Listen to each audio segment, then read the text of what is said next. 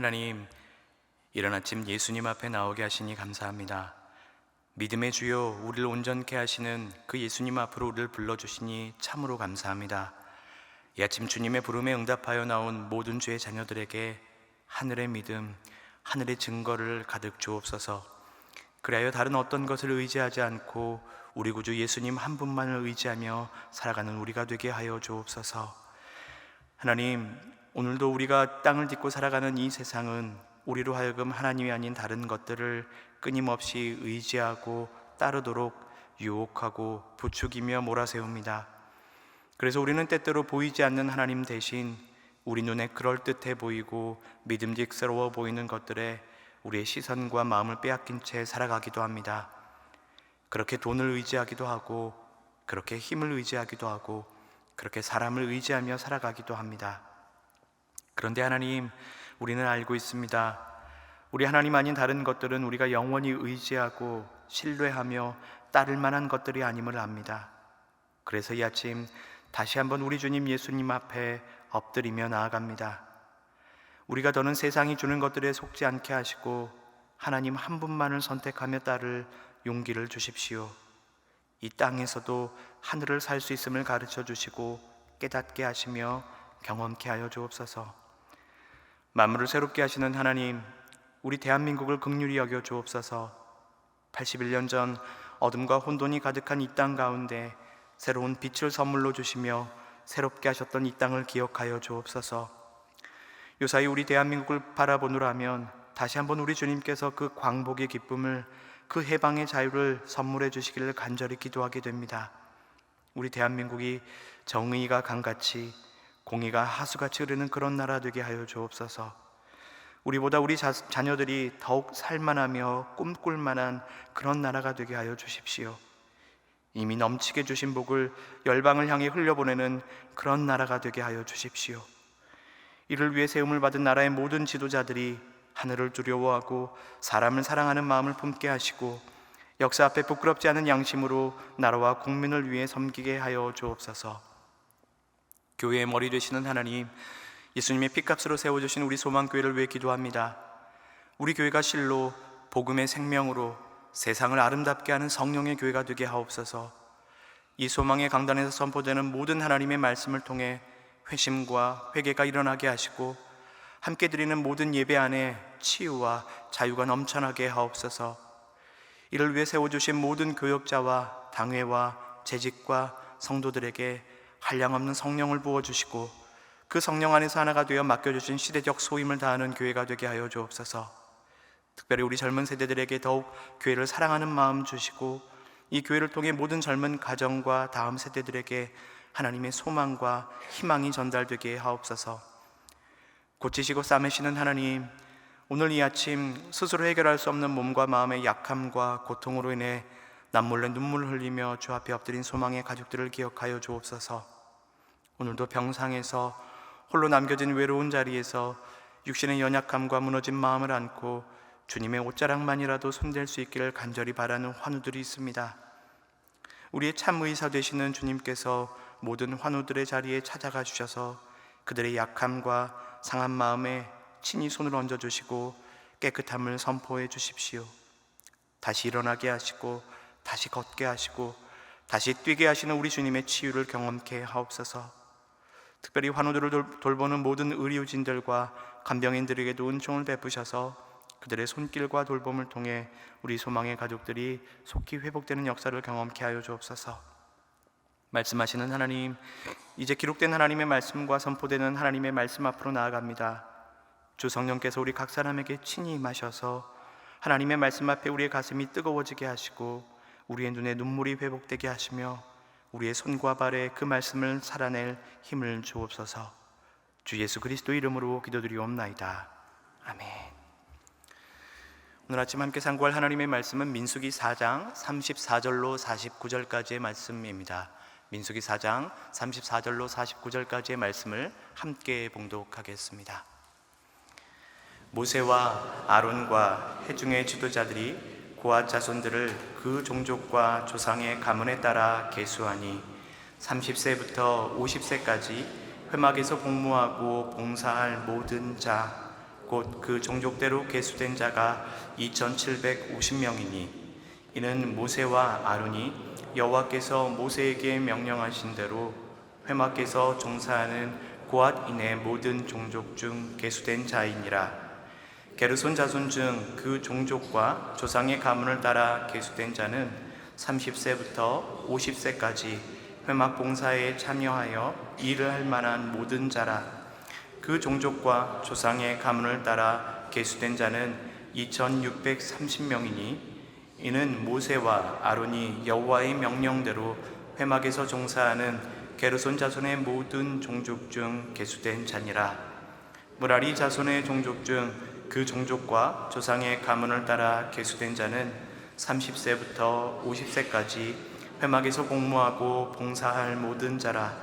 그 종족을 따라 계수된 자는 3200명이니 이는 모세와 아론이 여호와께서 모세에게 명령하신 대로 무라리 자손들의 종족 중 계수된 자니라.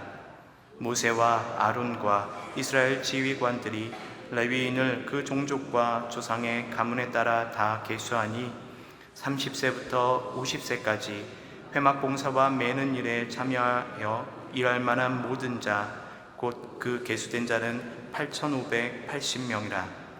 그들이 할 일과 짐을 매는 일을 따라 모세에게 계수되었으니 여호와께서 모세에게 명령하신 대로 그들이 계수되었더라. 아멘. 백성들의 숫자를 세었다라고 하는 뜻을 담고 있는 이 민수기에는 크게 두 번의 인구조사의 장면이 등장합니다. 한 번은 광야 여정을 시작하기 전에 시내산에서 출애굽 1세대들을 대상으로 한 첫 번째 인구조사이고, 또 한 번은 이 40년 광야 생활이 끝난 후에 이 약속의 땅인 이 가나안 입성을 앞두고 모압 평지에서 출애굽 2세들을 향해서 한 두 번째 인구조사입니다. 오늘 저와 여러분들이 함께 읽었던 이 본문은 바로 그 두 번째 인구조사 중에 첫 번째 인구조사의 이 대장정을 마무리하는 이 결론 부분에 해당합니다. 오늘 함께 읽은 본문은 이 두 부분으로 나눌 수 있겠습니다. 먼저는 34절부터 45절의 말씀입니다. 이 부분에는 이 모세와 아론과 회중의 지도자들이 하나님의 명령에 따라 고핫, 게르손 그리고 무라리 자손의 성막 봉사에 참여할 자들을 각각 이 개별적으로 계수하는 장면을 꼼꼼하게 기록하고 있습니다. 그리고 이어지는 46절부터 49절까지는 이 앞선 세 가문의 이 계수를 모두 합한 총 숫자를 기록하면서 그들에게 주어진 거룩한 직무를 다시 한번 요약하고 있습니다. 오늘 아침은 이 본문에서 특별히 세 단어에 집중해서 주목해서 하나님께서 우리에게 주시는 말씀을 받고자 합니다. 여러분, 다시 한번 46절부터 48절의 말씀을 읽도록 하겠습니다. 모세와 아론과 이스라엘 지휘관들이 레위인을 그 종족과 조상의 가문에 따라 다 계수하니 30세부터 50세까지 회막 봉사에 매는 일에 일할 만한 모든 자 곧 그 계수된 자는 8580명이라. 첫 번째로 함께 주목할 단어는 이 본문 47절에 이 일 그리고 봉사라고 번역되어 있는 이 히브리어로 기록되어 있는 아보다라고 하는 단어입니다. 여러분, 레위 지파인 이 고핫 그리고 게르손 이 무라리 자손들이 광야에서 감당해야 했던 그 일들은 대단히 반복적이고 또 고된 육체 노동이었습니다. 이들은 예정된 스케줄이 있는 것이 아니라 그저 구름 기둥이 떠오르면, 그래서 그 구름 기둥이 이동하기 시작하면 텐트를 걷고 무거운 기둥과 널판을 뽑아서 정리하고 또 그 안에 있었던 성물들을 싸서 어깨에 메고서 떼약볕이 내리쬐는 모래사막을 걸어야만 했습니다. 그리고 예고 없이 그저 구름 기둥이 멈춰 서면 다시 그 짐을 내려놓고 말뚝을 받고 성막을 세우고 싸두었던 물건들을 하나하나 풀어서 정리를 해야만 했습니다. 여러분, 다들 경험이 있으셔서 아시겠습니다만 이사 한번 하기가 얼마나 고됩니까? 저희 가정도 올해 이제 부임하면서 사택으로 이사를 왔는데요. 결혼 한 13년 중에 저희가 이제 8번째 이사였습니다. 여러분, 이사를 한 번 할 때마다 그 짐들을 다 쌌다가 다 새로운 공간에 풀어놓는 이 일들이 얼마나 고되고 또 스트레스를 받는지 모르겠습니다. 그런데 저희는 포장 이사라도 했는데 지금 레위 족속들은 40년 동안 그들의 몸으로 일일이 다 사용하여서 이 짐 싸기와 짐 풀기를 내내 반복했으니 그들의 수고가 얼마나 많았고 또 고되었을까 싶습니다. 오늘 성경은 이 레위 지파의 고단한 이 육체 요동을 가리켜서 아보다라고 사용하고 있습니다. 근데 생각해 보면 이 이스라엘 백성들에게 아보다라고 하는 단어는 그리 유쾌한 단어가 아닙니다. 왜냐하면 이스라엘 백성들이 애굽에 있을 때 파라오를 위해서 벽돌을 굽고 채찍을 맞아가면서 감당했던 그 끔찍한 고역을 성경이 아보다라고 기록하고 있기 때문입니다. 애굽에서의 아보다는 이스라엘 백성들의 생명을 소진시키고 그들을 뼛속까지 착취하면서 짓밟는 잔인한 도구였습니다. 그런데 하나님께서는 지금 애굽을 떠나 광야로 나온 이스라엘 백성들에게 그리고 레위인들을 통해서 새롭게 부여하시는 성막과 관련한 노동을 설명하면서 동일한 단어 아보다를 쓰고 있습니다. 지금 하나님께서 부여하시는 아보다는 파라오가 그들에게 부여했던 아보다와는 전혀 다른 의미를 갖고 있지요. 그들이 성막을 세우고 운반하며 땀을 흘리면서 그렇게 노동하는 것은 더 이상 생명을 갉아먹는 착취의 행위가 아니라 끊어졌던 하나님과의 관계를 회복하고 그분의 친밀한 임재 안으로 들어가는 생명과 축복의 통로였습니다. 여러분, 이 아보다라고 하는 단어가 명사형 히브리어인데요, 그런데 이 단어의 뿌리가 되는 동사형 단어가 있는데 바로 아바드라고 하는 단어랍니다. 이 아바드의 용례를 여러분과 좀 더 나누려고 합니다. 이 아바드라고 하는 단어가 맨 처음 등장하는 본문은 창세기 2장 15절입니다. 제가 창세기 2장 15절을 읽겠습니다. 여호와 하나님이 그 사람을 이끌어 에덴 동산에 두어 그것을 경작하며 지키게 하시고, 하나님께서 아담을 에덴 동산으로 부르셨습니다. 그리고 그 에덴 동산에서 그 에덴 동산을 경작하며 지키게 하셨습니다. 이때 이 경작하다라고 하는 단어가 바로 아바드라는 단어입니다. 타락하기 이전 에덴 동산에서 인간이 땀 흘려 땅을 일구고 가꾸는 그 성실한 경작의 행위가 아바드입니다. 그러니 하나님께서 최초의 인류 아담에게 땀 흘려 일하게 하는 노동은 죄의 저주가 아니라 하나님께서 주신 거룩하고 영광스러운 축복이고 사명이었습니다. 이 아바드라고 하는 단어가 쓰이는 한국 본문을 더 살펴보려고 합니다. 여호수아 24장 15절의 말씀입니다. 이 본문도 제가 읽겠습니다. 만일 여호와를 섬기는 것이 너희에게 좋지 않게 보이거든 너희 조상들이 강 저쪽에서 섬기던 신들이든지 또는 너희가 거주하는 땅에 있는 아모리 족속의 신들이든지 너희가 섬길 자를 오늘 택하라. 오늘 나와 내 집은 여호와를 섬기겠노라 하니. 여호수아는 이제 가나안 입성을 앞두고서 세겜이라는 장소에서 이스라엘 백성들을 모아두고 유언과 같은 이야기들을 전하기 시작합니다. 그리고 저 가나안 땅에 들어가서 오직 나와 내 집은 여호와만을 섬기겠노라 하면서 이스라엘 백성들로 하여금 너희들은 누구를 섬기겠느냐라며 선택하는 결단을 촉구합니다. 여러분, 여기서 섬기다라고 하는 이 단어가 바로 아바드입니다. 창세기에서의 경작하다, 그리고 여호수아에서의 섬기다, 그리고 오늘 본문에서 레위인들이 감당하는 일, 봉사라고 하는 단어가 모두 같은 단어를 사용하고 있습니다. 여러분, 이것이 무슨 말씀이겠습니까? 우리 하나님께서는 우리가 일터에서 삶터에서 땀 흘려 일하는 그 노동과 하나님을 향한 영적인 예배와 하나님을 섬기는 것을 분리하여 보지 않으신다는 것입니다. 우리가 흔히 이 예배당에 모여서 찬양하고 기도하는 것만이 거룩한 예배라고 생각하기 쉽습니다만, 적어도 오늘 말씀에, 본문들의 말씀에 비추어 본다면 우리가 매일 아침, 여러분들이 매일 아침 피곤한 몸을 이끌고 출근하시면서 묵묵히 감당하는 그 업무들, 가정에서 자녀들을 위해서, 가족들을 위해서 여러 가지 일들을 하며 감당하는, 또 아이들을 돌보는 그 수고, 심지어는 앞서 말씀드렸던 이 고단한 이사와 같은 이 평범한 우리의 모든 일도 하나님 보시기에는 거룩한 예배가, 그리고 하나님이 받아주시는 하나님을 섬기는 일이 될 수 있다는 것입니다. 지루하고 팍팍하게 느껴지는 그 평범한 일상이 하나님께서 우리 모두 각자에게 줄로 재어주신 삶의 에덴 동산이라면, 그것을 경작하는 아바드 한다면 그것은 우리 모두에게 영광스러운 사명이 되는 것입니다. 그러니 하나님께서 우리에게 주신 삼터에서 흘리는 땀방울은 더 이상 애굽의 피라미드를 쌓듯 세상의 억압적인 체제 속에서 생명을 소진하는 무의미한 고역이 아닙니다. 내 삶의 주인이신 하나님을 기쁘시게 하는 믿음으로 감당하는 우리의 모든 일에 성실하게 수고할 때 우리의 일터와 가정과 교회는 모두가 주님과의 관계를 회복하는 은혜의 통로가 되고 주님을 온전히 섬기는 아바드하는 거룩한 지성소로 변화될 수 있습니다. 그러니 사랑하는 여러분, 오늘 기도 후에 돌아가는 이 가정과 직장과 모든 삼터가 우리 지성소에서 맡겨주신 모든 일을 성실하고 주께 하듯 하면서 향기로운 예배로 주께로 올려드렸으면 참 좋겠습니다. 두 번째로 함께 상고할 단어는 이 방금 함께 읽었던 47절에 이 매는 일로 번역된 히브리어 마사라고 하는 단어입니다. 이 단어는 본래 어깨에 매는 무거운 짐을 뜻한답니다. 광야에서 성막을 옮길 때 하나님께서는 게르손과 므라리 자손에게는 수레를 주셨지만 지성소의 언약궤와 성물들을 맡은 고앗 자손에게만큼은 수레를 허락하지 않으셨습니다. 그래서 그들은 그 무거운 성물들을 반드시 자신의 어깨에 메고 마사하면서 떼약볕에 광야를 걸어야만 했습니다.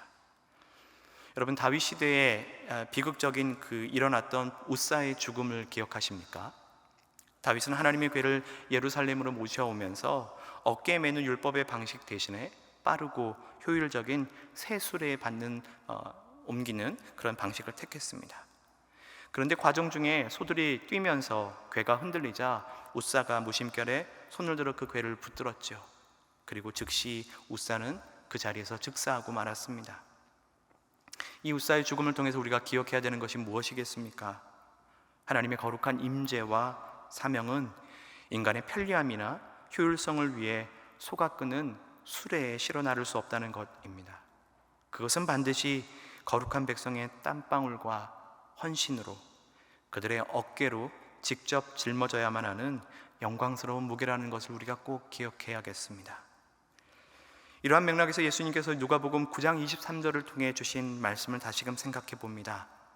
아무든지 나를 따라오려거든 자기를 부인하고 날마다 제 십자가를 지고 나를 따를 것이니라. 우리가 본문에서 방금 보았던 어깨에 매는 짐, 이 마사라고 하는 히브리어와 예수님께서 지금 말씀하고 계시는 이 십자가를 지고라고 할 때 쓰인 헬라어 아이로는 비록 언어는 다르지만 우리에게 동일한 영적인 그림을 보여줍니다.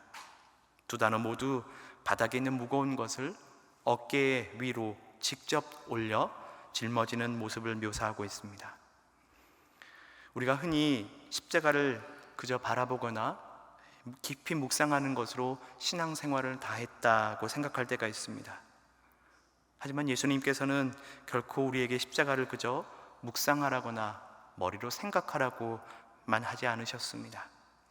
그 십자가를 지고 그 십자가를 메고 나를 따르라고 명령하셨습니다. 구약의 레위인들이 수레라고 하는 편리한 방식을 거부하고 땀 흘려 거룩한 성물을 어깨에 맸던 그 마사의 헌신처럼 저와 여러분 역시 우리의 십자가를 우리 자신의 어깨에 직접 짊어지고 주님을 따르는 영적인 레위인들일 것입니다. 예수님께서 말씀하신 십자가에는 큰 십자가, 작은 십자가가 없습니다. 귀한 십자가, 천한 십자가도 없습니다. 오직 주님께서 우리 각 사람에게 어깨에 직접 얹어주신 자기 십자가만 있을 따름입니다. 그런데 우리는 종종 내 십자가를 남들과 비교하죠. 그래서 내 짐이 남들보다 더 무겁다고 불평하거나 신앙생활의 사명과 짐을 편안한 새수레에 올려놓고 남에게 맡긴 채 쉽게 가려고 합니다. 하지만 여러분 꼭 기억하십시오. 십자가는 수레에 싣는 것이 아닙니다. 나의 몸에, 나의 어깨에 직접 짊어지고 걸머지고 가는 것입니다. 육신의 연약함, 가족의 구원, 교회를 섬기는 직분의 무게가 아무리 무겁고 버겁다 할지라도 그것이 주님께서 저와 여러분에게 맡겨주신 자기 십자가라면 그것을 묵묵히 짊어지고 마사하고 걸어갈 수 있으면 참 좋겠습니다. 그렇게 우리 몫에 된 십자가를 지고 갈 때 그 십자가는 우리를 짓누르는 고통이 아니라 하나님의 영광을 우리의 삶에 담아내는 찬란한 은혜의 통로가 될 것입니다. 마지막으로 함께 주목할 단어는 35절, 39절 그리고 43절에 반복해서 등장하는 이 짜바라고 하는 단어입니다. 우리말 성경에는 이 세 구절이 문맥을 부드럽게 하기 위해서 조금씩 다르게 번역되어 있습니다만, 이 원문에서는 이 세 구절이 토시 하나 틀리지 않고 정확하게 동일하게 반복되고 있습니다. 이 세 구절에서 이 복무하다, 참여하다라고 번역되어 있는 이 짜바라고 하는 단어가 본래 군대, 전쟁, 전투를 뜻하는 단어랍니다. 그러니까 이 구절을 원어의 의미를 살려서 직역하자면 회막 봉사를 위해 군대에 복무하러 오는 자 짜바를 계수하라는 것입니다. 그런데 여러분, 지금 계수되고 있는 고핫, 게르손, 이 무라리 자손들은 칼이나 창 그리고 방패를 든 전투병력이 아닙니다. 그들은 피 흘리는 전쟁터의 최전선에 나가는 군인이 아니라 그저 성막에서 짐을 나르고 제사를 돕는 사람들입니다. 그런데 하나님께서는 무기 하나 들지 않은 이들의 직무를 가리켜서 전쟁, 짜바라고 부르십니다. 사람들의 눈에는 그저 짐을 나르는 짐꾼들로 보였을지 모르지만 하나님께서는 지금 이들을 하나님의 군대로 계수하시는 중이십니다. 하나님께서는 왜 이들을 하나님의 군대로 카운트하고 계실까요? 이들은 눈에 보이지 않는 가장 치열하고 본질적인 전투가 벌어지는 예배를 지켜내는 싸움을 하고 있는 사람들이었기 때문입니다.